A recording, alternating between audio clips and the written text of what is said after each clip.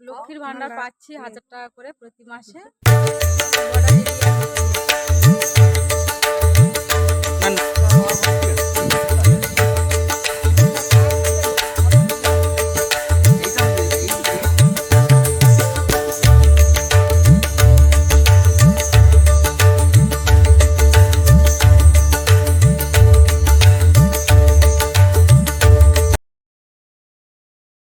এই দুয়ারে সরকারে, আগেরবারে দুয়ারে সরকারে আমার বাবা হচ্ছে বৃদ্ধ বয়স্ক ভাতাতে ফর্ম ফিল আপ করেছিল, তিনি এখন পেনশনটা পাচ্ছেন।